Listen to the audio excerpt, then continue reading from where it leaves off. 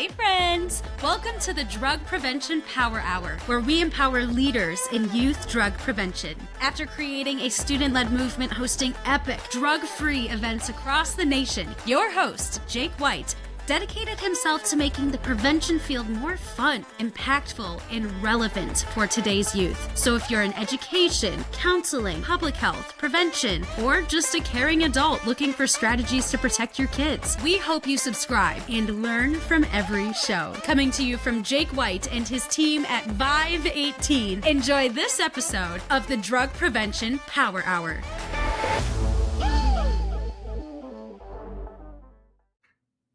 All right, welcome back to another episode of the Drug Prevention Power Hour. I'm your host, Jake White from Vive 18, and today I'm chatting out with a new friend, Michael Brown, and I'm really excited for our conversation because Michael has a pretty cool bio, and I'm sure his experience in this field is just something we haven't had on the show before. So check this out. I'll tell you a little bit about Michael before we ask him to introduce himself. So he's a retired senior agent for the US DEA of 33 years, and he's the current director of Counter-Narcotics technology for Rigaku Analytical Devices. And I'm just going to do a quick plug before, and we can do it after, but he also has a podcast called The Opioid Matrix. And so if you like this one, just make sure to pop over there and check that out afterwards as well. So Michael, thanks for being on the show. Hey, Jake, thanks for the invitation. Looking forward to our conversation. Yeah, well, can you kind of fill in the gaps? You know, it's our first time chatting. Tell me a little bit about you and then how you got into this field.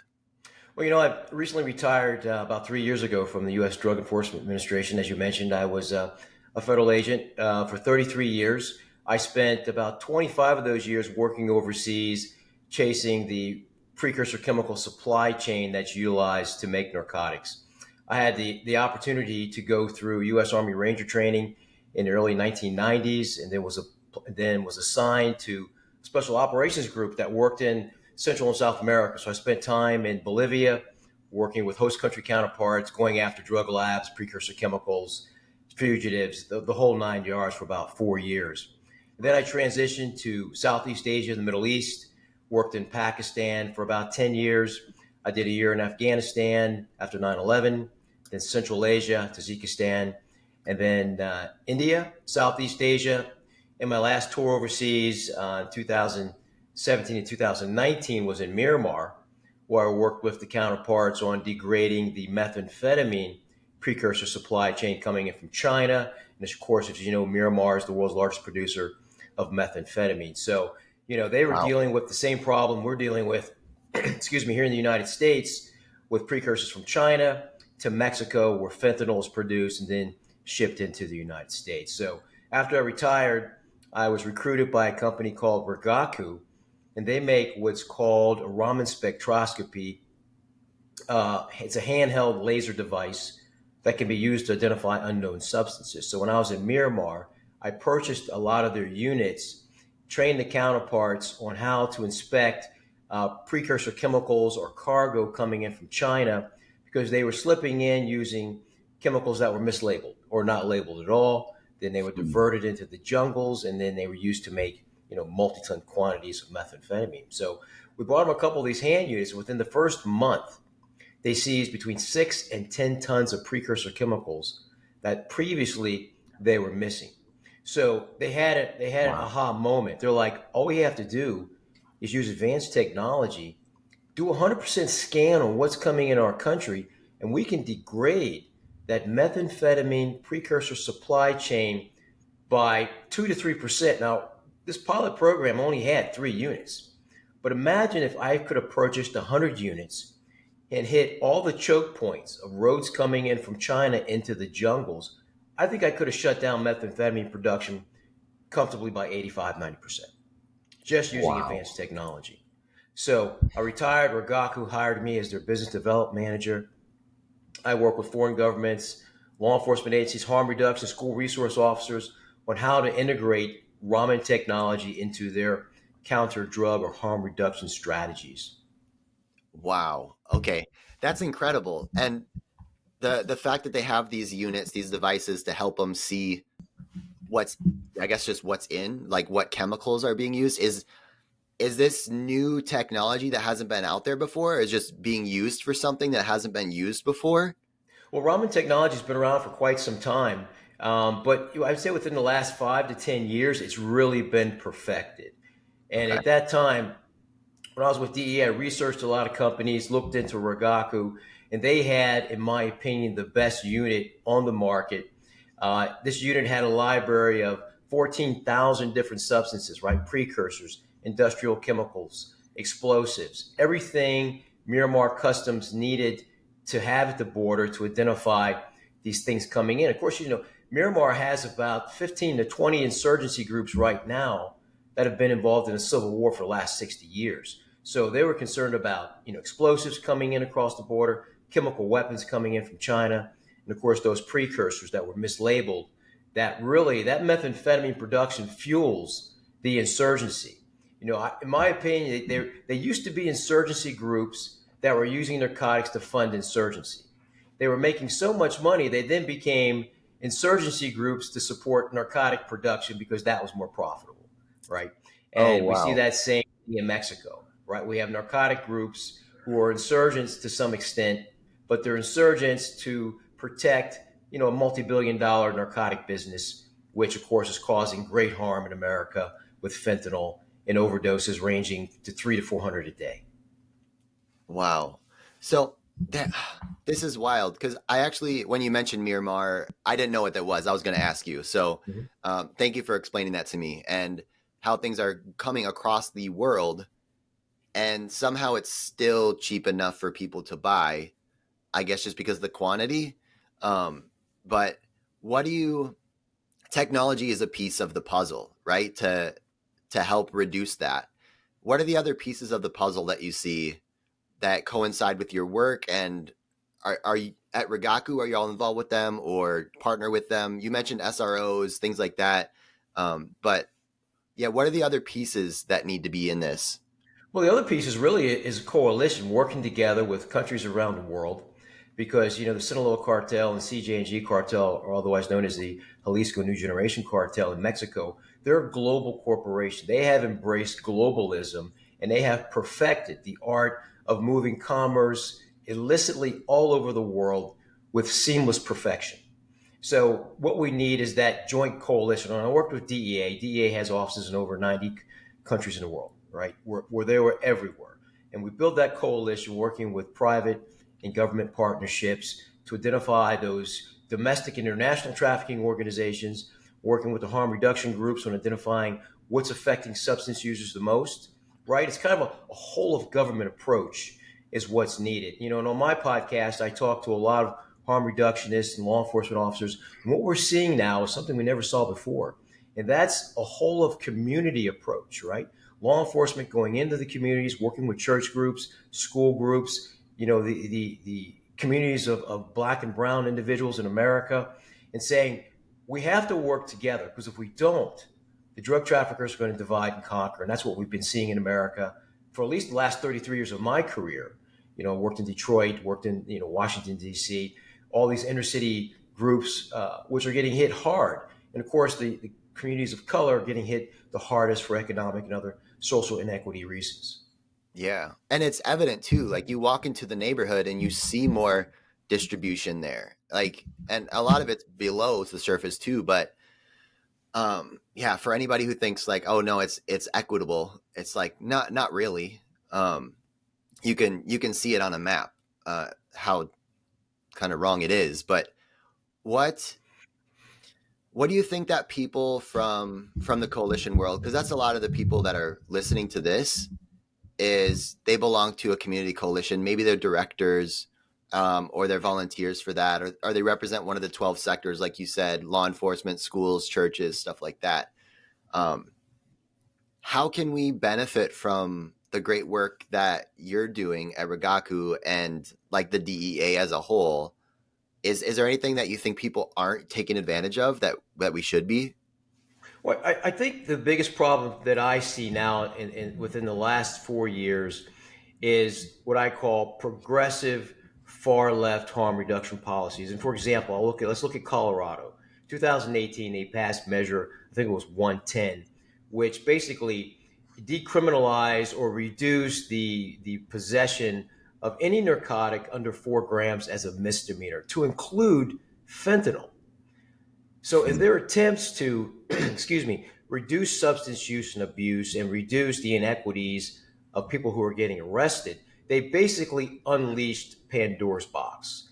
And they saw the escalation of fentanyl use, the escalation of methamphetamine use, and a severe surge in overdose-related fatalities. And Colorado became a narcotic vacation spot. People from all over the country, substance users, then went to Colorado because they know they could purchase under 4 grams cocaine, heroin, methamphetamine within the first year of fentanyl.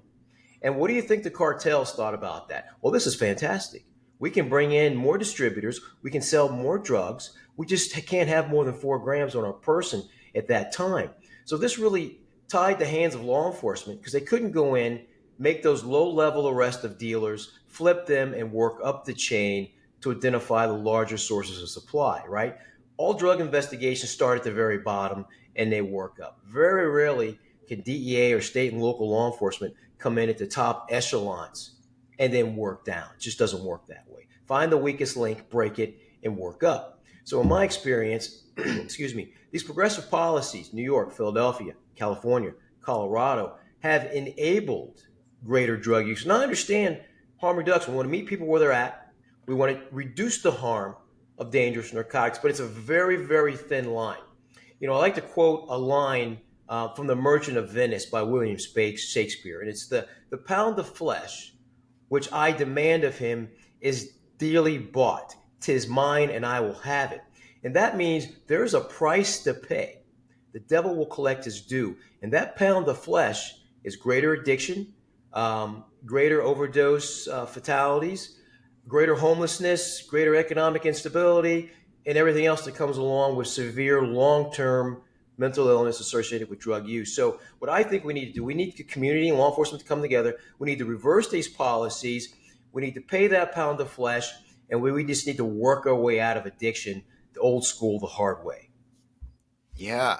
And you mentioned the line, right? Like we want to support harm reduction, support treatment, stuff like that, while also incorporating prevention.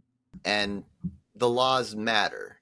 You know, it's if there's no consequence for doing it, how could you even say, hey, you like this is a problem, you need help, if we're enabling everyone to do that? So I think I do understand. I'm wondering though, where do you think the line is, or like how do we make the line?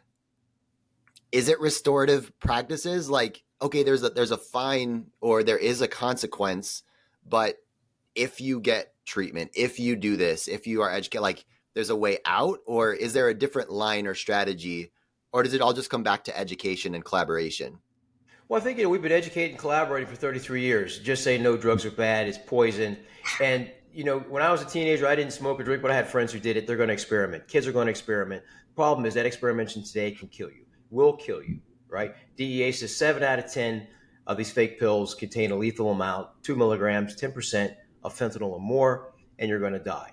Question, game over. There is no tomorrow, I'll figure it out, right? So we're really at a crucial point in our drug demand and drug prevention phase, right? We don't have the do-overs of the 1990s, 1980s.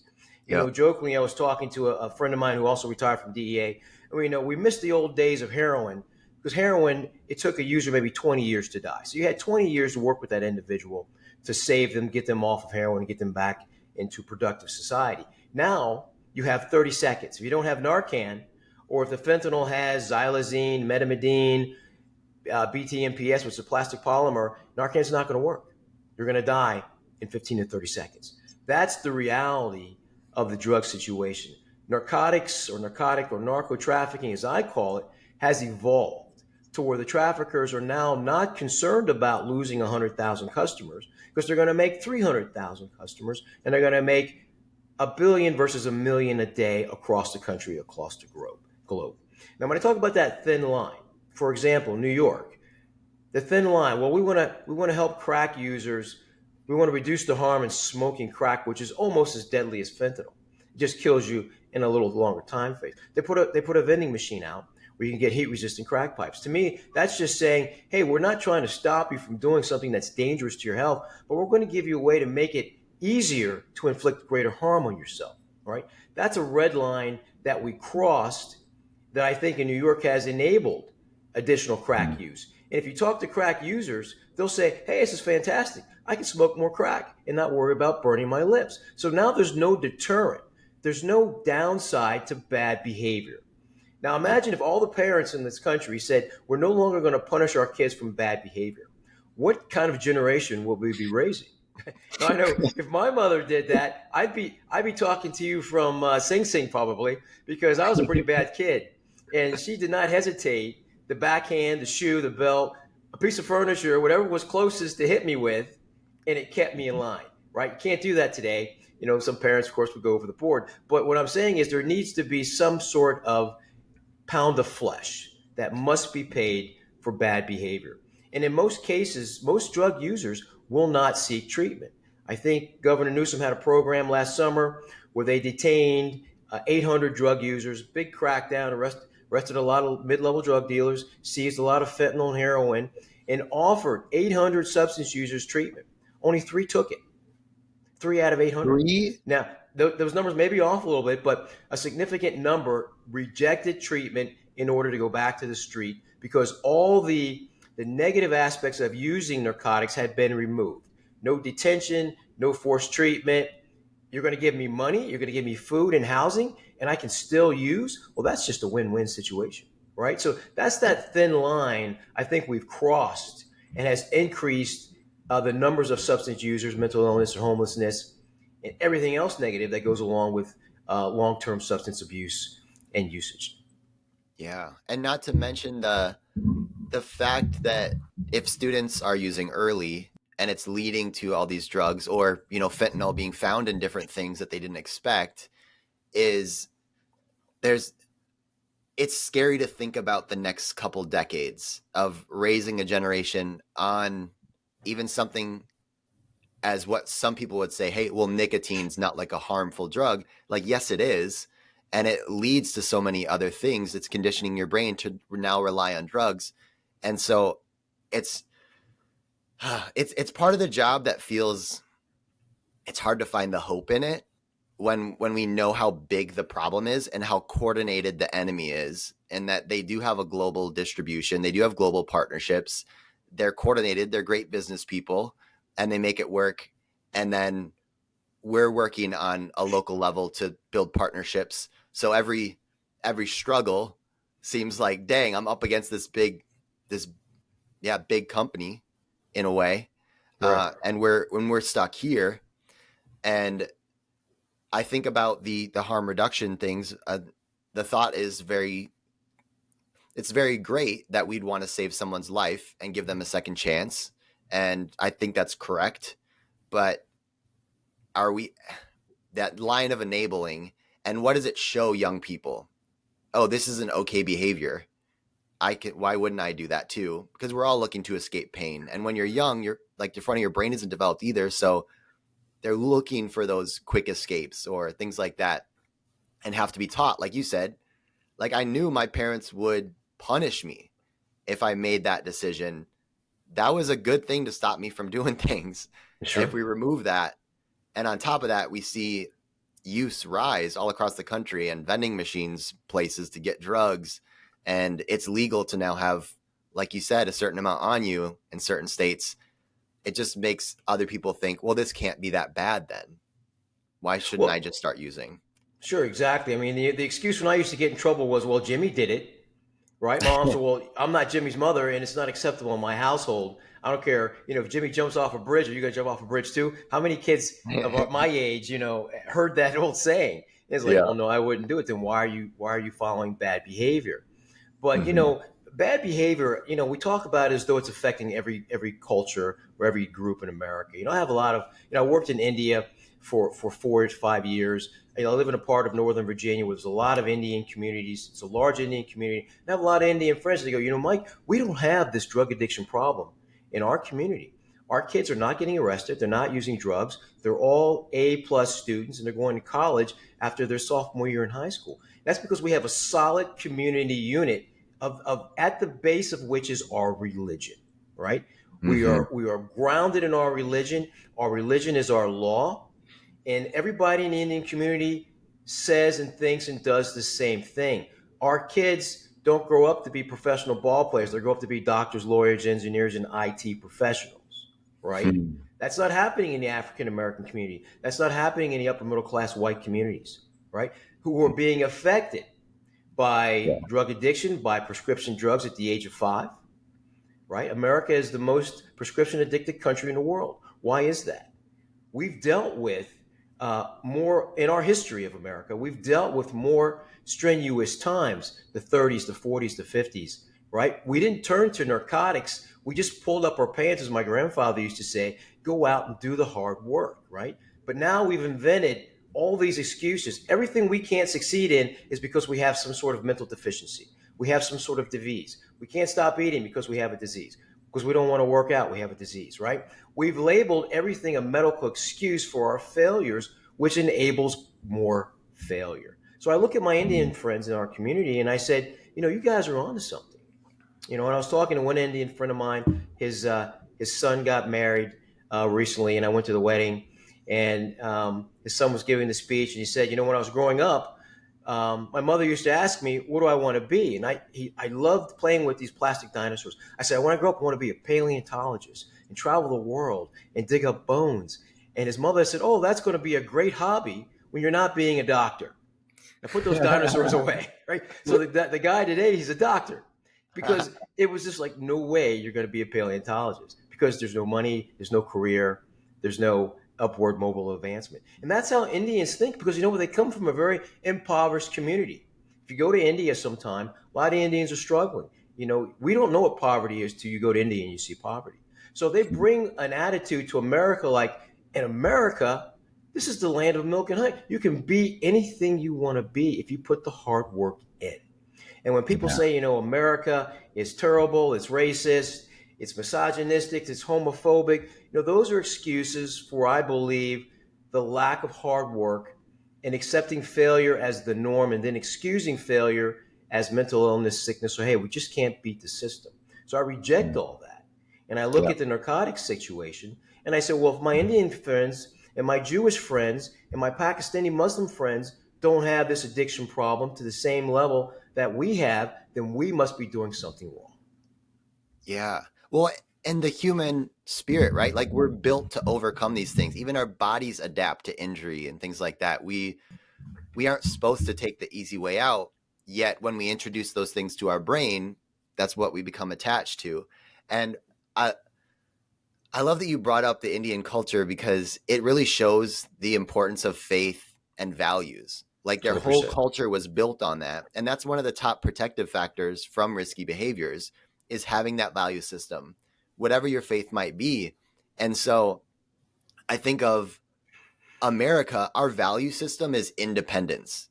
How can I get the most, consume the most, win the most, do the most? It's like baked into our culture, and that's what we reward. And we have people wanting to be, I'm going to be a star doing this, or I'm going to be a star doing this, or famous doing this, not I'm going to enhance my community, or I'm a part of this thing and I want to bring us all up. Is, yes, we do have people on both sides, but it seems from the outside, the star gets more accolades than the person creating change. And more rewards. So it's like that quote career or that aspiration of being the independent me first person seems more attractive. Whereas in a different culture, your family or your faith and your legacy might be more important. You're 100% right. And we used to have that. And I look at the African American community, and I look at the church that my father and my father's father came up with. I mean, the church was the basis. That's all African Americans had. They had the church, they had God, and that got us through a lot. And I look at, my grandfather in 1920s, 1930s had a suit, had his own farm, had his own business. African Americans were prosperous. They went to church.